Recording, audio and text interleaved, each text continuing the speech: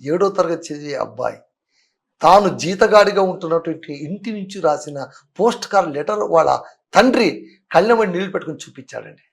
ఓ అందులో వాడు ఏం రాస్తాడంటే, నన్ను ఎలాగైతే జీతగాడిని చేశావు, వాడు తమ్ముడు చిన్నోడు, వాడినైనా బాగా చదివించు, నేను సంపాదించి డబ్బులు ఇస్తాను నాన్న, నువ్వు చదివించు.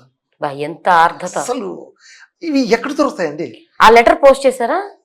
ఆ లెటర్ పోస్ట్ చేసి ఆ story we gave that story. Okay.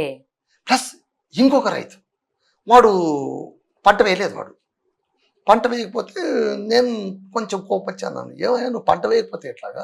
పంట వేసి చేతికి రాకపోతే అదొక ఎక్స్పీరియన్స్. నువ్వు పంటనే వేయలేదు, నువ్వు పంట వేయకపోతే నువ్వు అసలు నీకు అడగడానికి హక్కేముంది నీకు అంటే, పక్కన వాడు చెప్పాడు, లేదన్నా వాడు విత్తనాలు అమ్ముకున్నాడు. విత్తనాలు అమ్ముకోవడం ఏంటి?